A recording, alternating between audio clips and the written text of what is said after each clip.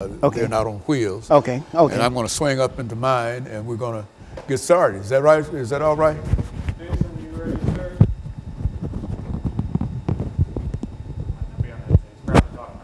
Yeah, well, no problems, no problems. Just want to make sure that everybody's ready and whatever. And as soon as we get through with this show, we can get to the last show. And that's what I work toward. Every time I come, I work toward the last show. That's your goal. Every time. Is this the last one, Dr. Haney? No, this is not the last one. Okay. This is the one before the last one. Last fair, okay. Yeah. So this is...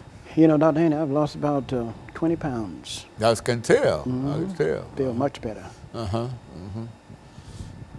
And so how you were able to get over some of the illnesses? Oh, yeah. The hernia repair, the leg is healing up, and I have more evidence to show that I may be able to get my father's military fund that he never used in the hospital. He suffered from cholera and so stuff like that. Okay, good. So we'll be able to do that as soon as... Okay, is he ready? Okay, good. Let me swing up in here. Now, is my mic hot? Yes. It is, okay. I got it here. You want a mic check from could you say your name and count to 10 for us? Okay. Taylor Gregory. Do I count out? Yeah, go on. 1, 2, 3, you know. Okay. 1, 2, 3, 4, 5, 6, 7, 8, 9, 10. Thank you. Okay. Now, what I'd like for you to do is to, this is 30 minutes, okay? First, we've got 6 minutes, and then we'll take that break. Yeah, I was in there. 8, okay, good. And so okay, just make sure I'm aware of the time. You see, I think we've got it up here somewhere. Yeah. But oftentimes, what I need to do, I need some signals. You know, when we get to a minute or 2 minutes or et cetera, do that for me, okay? And as I often tell people, I'm the only person that can mess this up now. See, and that's why I could jump in front of you. no, that's about the only way you can mess it up. Yeah, we've got it. So we're going to call this fear, distress, and duress. Is that what you wanted? Was that the title that you would like? Yes, mainly, mainly the duress. You know, yeah, all of fear, it. Fear, distress, and duress. Okay, I like, you know, and so that first six minutes will be background, education, experience. Yes. That's you. And then after that is done, then we're going to go into that second segment. Okay. After this 2-minute break, and then we'll do that 10-minute segment. And in the area of the distress, you have to help me out with that. I'm not sure. No, you know, just talk about what you want to talk about. Okay. You know, I don't want to be guiding you or whatever. Okay. I don't think you said that you wanted to talk about fear. Yes. And I thought we'd throw some other things in on it to make it sound much more interesting. But if you talk about fear for 30 minutes, it's all right with me. But okay. Just make sure that we're doing everything. We're getting a lot of good camera shots. Yes. Okay. Okay.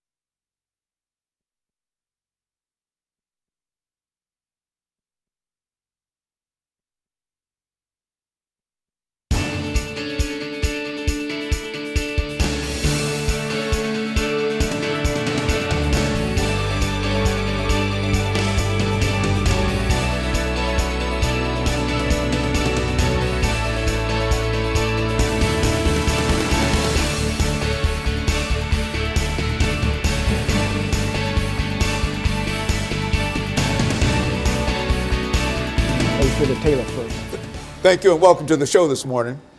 The topic this morning is fear.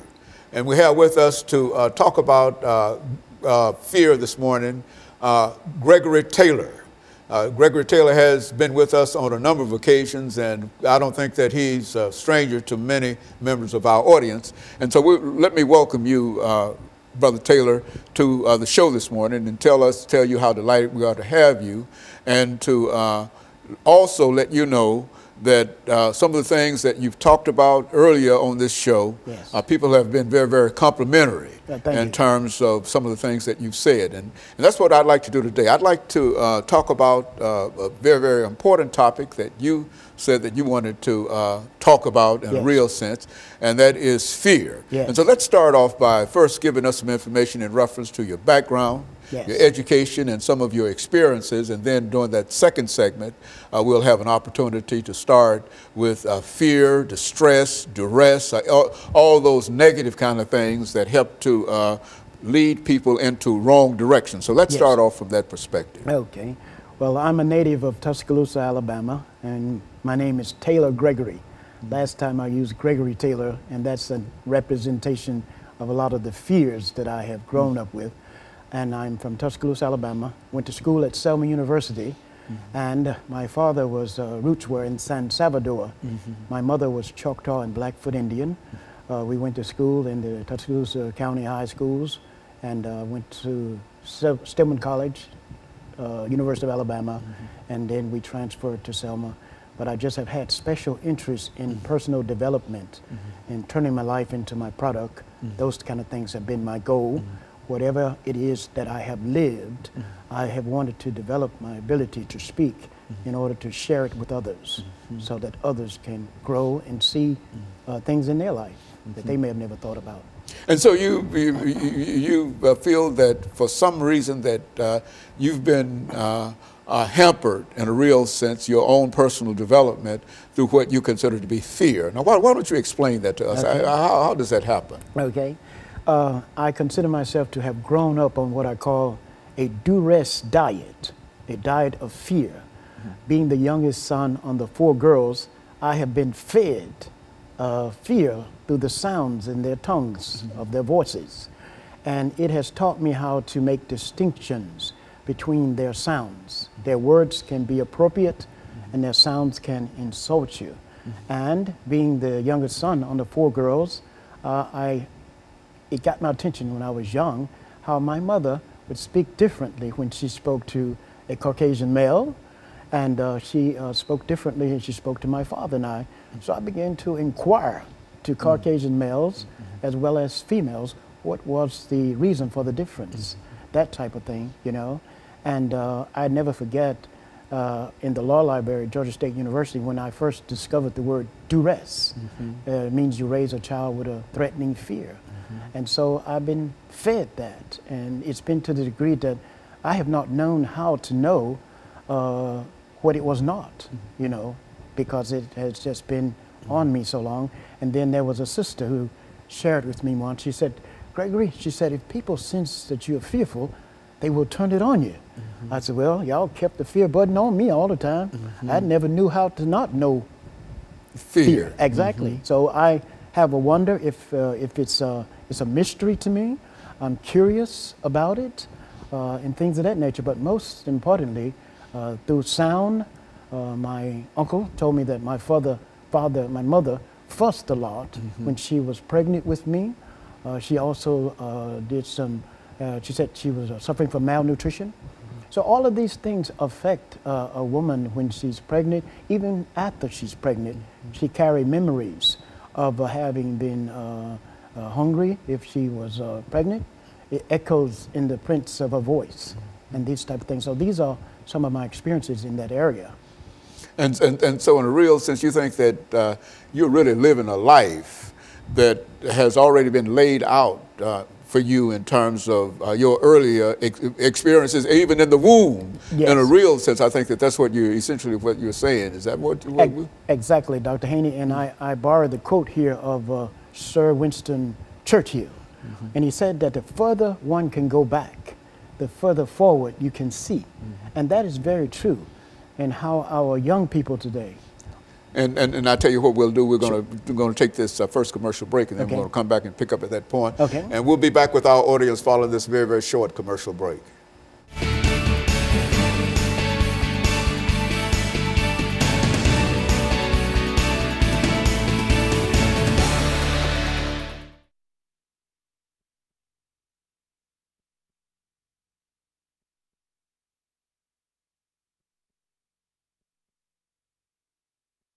You see, yeah, you know, be aggressive with me, you know.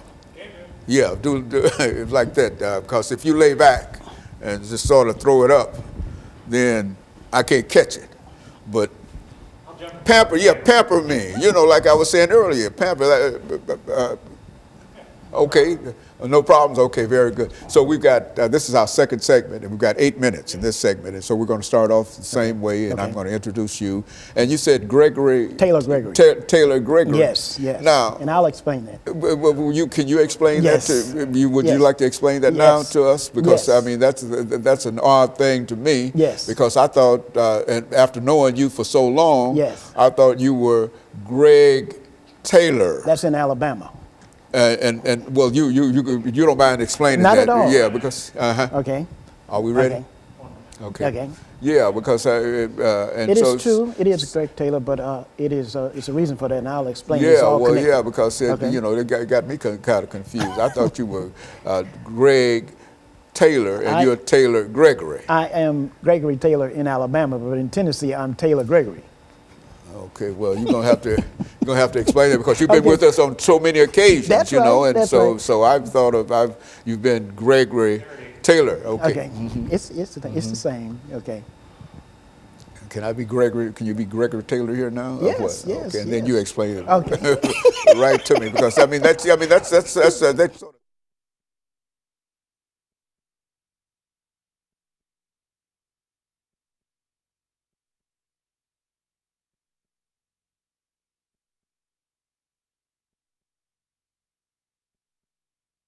Thank you and welcome back to the second segment of the show for today.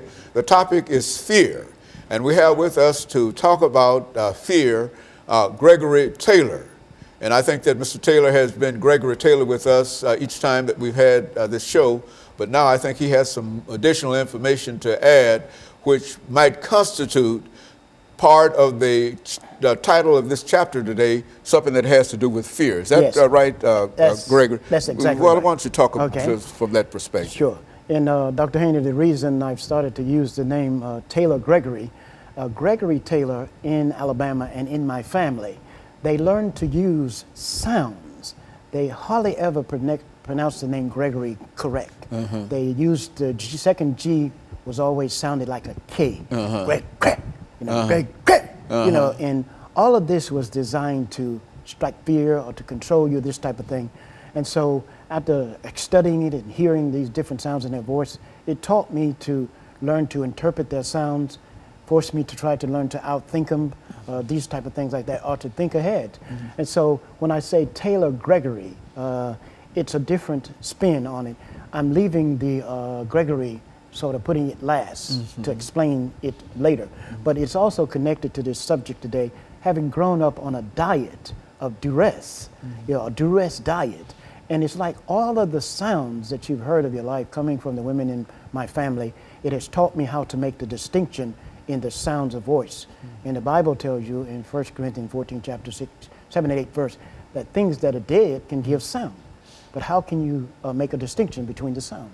Also, in customer service in America today, and I have to be honest here, I'm not comfortable in getting an African-American woman in customer service because when you get them, you hear their interpersonal communication skills at home, or because you are a person of color, you have to deal with their sounds. And I respond to sound, not words.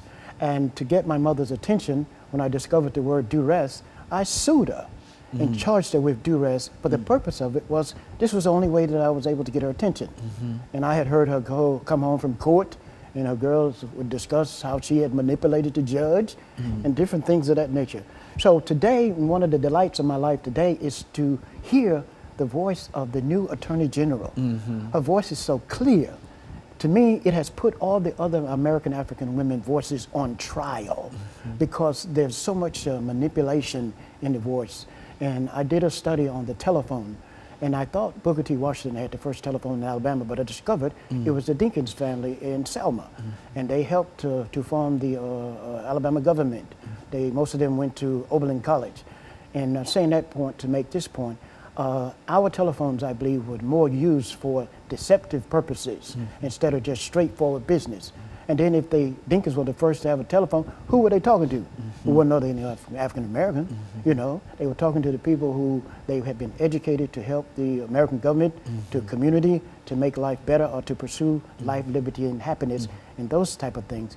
And so I have gone through so many experiences, and I'm very serious about the customer service. Good customer service is America's future. And it was the CEO of Coca-Cola, I think it's the CEO Roberto Guzetta, who said that good customer service is America's future, and we must do everything as if America's future depend on it, because it really does, and God's in the detail. And I can't ever say this anymore. I have a sister here who's in the apartment business for 30-something years, and she recently met the lady who's apartment manager where I live. I saw something in both of them that caused me to take her off of my emergency contact list. In the emergency room, my medical doctor, as well as my hospital. And so all of these things that's going on there, their voices can be both causing and accusing. They ask and answer. And two Caucasian females shared with me that some American African women, they speak with a double negative and a false resonance. And see, Now, what do you mean when they say they speak with a double negative and a false resonance? I have the layman terms that I use for that, that they explain and complain in the same voice. Yeah, and it creates problems in customer service, or they get to the phone, they say something like, this is your second or third call. If they had been talking right from the first time, you wouldn't have had to call back. You know, it's just a game, and it's something that has been going on, and it's a reflection. But the Attorney General's voice, the U.S. Attorney General, never have there been an American African woman in that position who have that kind of authority and the time to think about what she say. And I see it because her voice is just a blessing to me to hear, but it has put the other American African women voices on trial over all the things that they have done over the years to manipulate, to control the men, and to achieve different things that they've done. It's all on trial. And I'm anticipating by this time next year, maybe sooner, the American African woman will be the most depressed person in America, because she has got to deal with all the ways that she's learned to use her voice. And the mothers even teach them. And on February the 10th, after the Ferguson verdict went down, I contacted Social Security and told them to scratch my African ancestry. I'm just going with the Choctaw and the Blackfoot. And I'm serious because I understand the emotions of the 60s. There was a nun, 90-something-year-old nun here, who confirmed for me that the emotions of the 60s have turned into a virus, and it is affecting people's ability to explain what it is that is affecting them. Some have what I call, they're living and alive, and they are actually afraid to be. And it may even consider themselves of being suicidal or something of that nature. But it is imperative, you know, that these things be brought to attention to. I took a conflict resolution class at Vanderbilt. Dr. Tom, well, I think he's pastor of the Wesleyan Church. He talked about battle messages and learned conversations. And living in the MDH housing as I do, I can't see why they don't start teaching requiring conflict resolution classes, and even have in the buildings where you can use your headphones to not disturb people, because there are 50 million people in America suffering from hearing loss, and a lot of people do not want that to be known. And it's creating unnecessary problem, calling the police out for providing noise. You know, it's just, to me, a waste of resources that could be used in other places. And so you believe all of this has to do with customer service? Based on, and it's a fear that... Well, based on what the late CEO of Coca-Cola said, Roberto Guzetta, and I heard Jim Blanchard of Synovia Corporation say this is a corporation where it was named 3 times straight in America to work. Jim Blanchard said that a lot of American corporations have lost the ability to appreciate. And at Selwyn University, that is what we was drilled in us, to find people who would appreciate us. And one of the things I appreciate about the CEO, T.B. Boyd, of the customers of the Boyd Publishing, I had a chance to speak to him one day, and at the end of the conversation, he said, "I appreciate you." You know, that goes along. Okay, and of course, Taylor, yes. what we'll do is take this second commercial break, and then we'll come back, and we'll be back with our audience following this very, very short commercial break.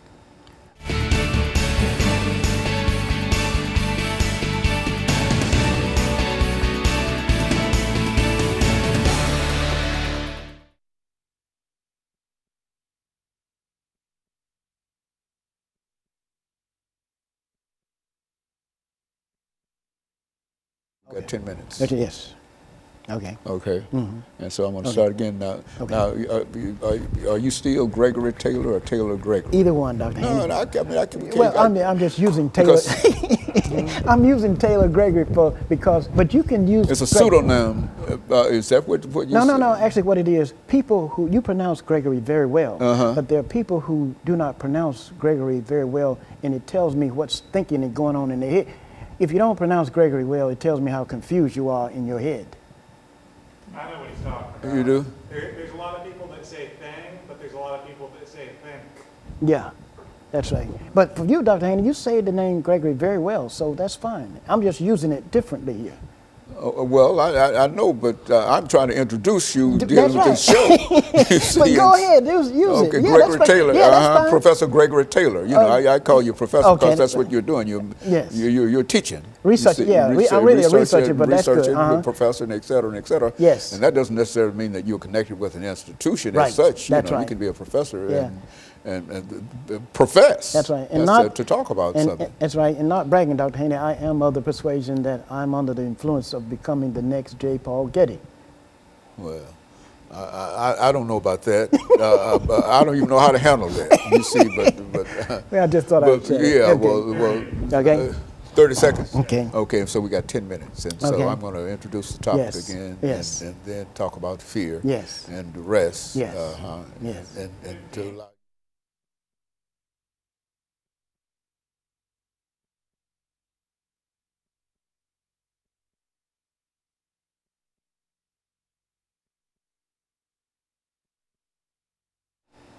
Thank you and welcome back to the final segment of the show for today. We're talking to Professor Gregory Taylor, and he's given us some information relative to fear and some of the personal things that has happened in his life, that has, in a real sense, shaped his ability to be able to meet and deal with a number of issues that all of us might have in our lives. So let's just do it from that perspective, Professor Taylor. Thank you. Thank you, Dr. Haney. And this, I think, will be the best part of the segment of the show, and I'll use a very popular figure to make my point. In the early 60s, when I first heard the voice, when I first heard the voice of Dr. MLK Jr., I said to myself secretly, I said, this man's life is going to be in the way of me growing up. I became afraid of his voice. And so I didn't take in his speeches. A lot of people don't believe that. They don't see how that could have been done. But what actually took place was when I first heard his voice, I said, this is something that I didn't want to take in. I was afraid of it, but I would not take it in to get an understanding of what the fear was. And about 2 or 3 months ago, I wrote made application to the Guinness Book of World Records. And I said, I'm the tiredest person in the world of the MLK Civil Rights Movement. All of it has to do with fear and being afraid of his voice and asking myself the question, why? I had a minister in a church who said once, whenever you're dealing with something and whenever it comes up, he was a judge and a minister, he said to question it, and each time you keep questioning it, you'll get new ideas. But on May 2000, I was speaking at a school in Decatur, Georgia, and there was a psychologist there, and she said that his voice was hypnotic. They were discussing, said MLK's voice was hypnotic, and I just happened to have heard that. And so I said, would you say that again? She said, yes, his voice was hypnotic. And I said, that's what it was, hypnotic. But I didn't listen to it. I didn't take it in because I was afraid of it. And so what I am witnessing today is I believe a lot of American people have been unconsciously hypnotized by his voice, especially the American African. And I think that they have been unconsciously orphaned by his voice, his messages, his speeches. And they can't see backwards, they see him. They see now, they see him. They see ahead, they see him.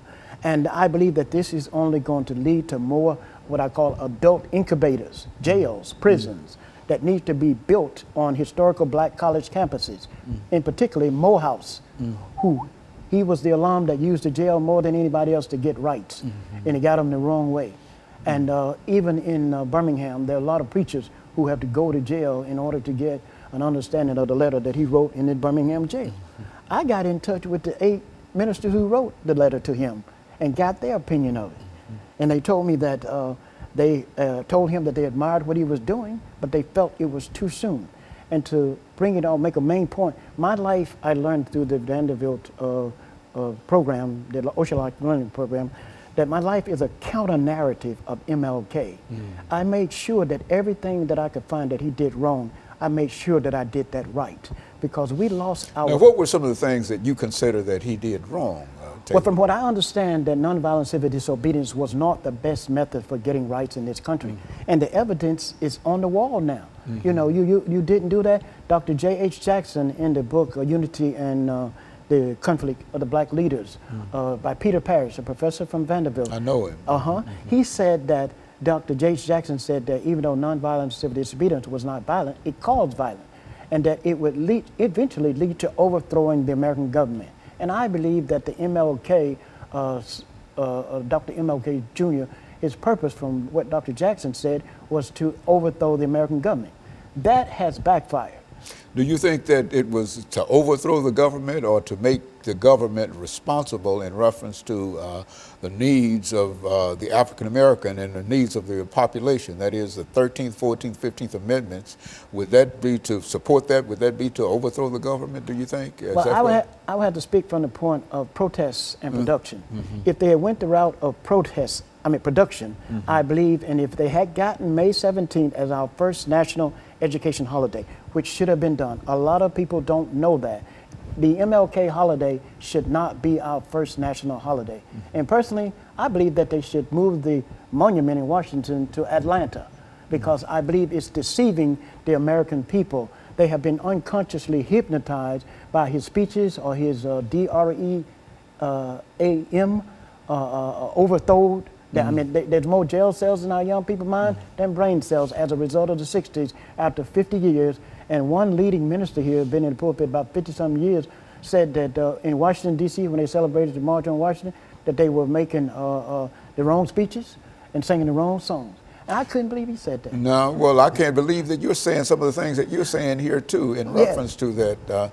And so is it your contention that the civil rights movement should not have occurred? Well, what would you have believed should have happened had there been no civil rights movement, no fight for the 13th, 14th, and 15th Amendments to the Constitution? Well, that is an excellent question. Dr. Haney, I grew up in a multicultural community, Tuscaloosa, on a street where there were Choctaw Indians, Koreans, even one of my little playmates, Johnny Sexton, father was Ku Klux. And we understood and interacted there. My pastor was preaching in white churches, and we had a white minister by the name of Dr. H.O. Hester was coming to preach at our church. And when my pastor and father died, Dr. Hester became like a father to me. So my father was on an integrated machine gun crew. His roots were in the islands. I've been multicultural through and through. So I interact with all the races. But the other point in my family was my sister was impounded on a bus where two nuns wouldn't give up their seat. The bus was taken to the sheriff lot, and my father had to leave a shift job at Ryco Chemical to go say she was on her way to Stillman College. And I was just in the 3rd grade. But I witnessed, Dr. Haney, how that very thing led to us stopping discussion and start fussing, because they had learned to protest. First African Baptist Church in Tuscaloosa, that was what you call the Freedom Choir was going. A lot of people left the churches and went to First African to become a part of the Freedom Choir. All of this, I was just young, but I was remembering because it led to something that I didn't understand. And this this past March 8th, when they were celebrating the March in Washington, it came to me that our interpersonal communication skills were affected by the emotion from the 60s. And in the Selma University Chronicle, Dr. L. Wilkins wrote that when the civil rights movement left Selma, it left a schism, a lack of spiritualness, a moral decay, and affected the families, the schools, and the churches. Schism, lack of spiritualness, and a moral decay, and it took the kids a whole year to learn how to concentrate in class again. Now you take that and put it over into Ferguson, and what you get, a lot of the kids in Ferguson missed their lunches at school, that it's situation happened out there. So they have not examined the 60s, even also in the book Black in Selma. If you read pages 147 to 203, you'll get the history of that movie. There were civil rights activists in Selma who went into the homes of black men and humiliated them in front of their family because they did not want to use that route. I was trespassed from Selma University when the people on the board were civil rights activists, and they punished us for our educators who didn't embrace the movement. So it's so much in this area, and it's all connected to fear. And Dr. Jackson pointed that out, to coercion, to fear, a lot of the things that they were using. And for me personally, I just got it. Liberty and justice for all, it didn't reach me. And I don't have no good feelings or anything. I don't listen to the speeches of MLK. I don't celebrate his holiday. And some things that have just recently happened here with my sister, who is the one that was closest to me. And when I saw how her and the manager of where I live met, and they are very connected to the police here, I reported her to the FBI. And right now I'm studying because I want to know more about what really happened between J. Edgar Hoover and MLK. Now, what do you think happened between? I don't know, but I do know this. His emotions, MLK's emotions, and his widow said this on the Tavis Smiley show, that that he was too emotional, and that he was too emotional. And there's a lady in Atlanta who was listening to his speeches when she was pregnant with her son. Her mother told her not to, and she did anyway. And her mother told her that his voice was scary, and there was DEATH in his voice. And in the book, How to Kill a Black Man by Louis E. Lomax, he explained how you're saturating with the American dream, then deny him that,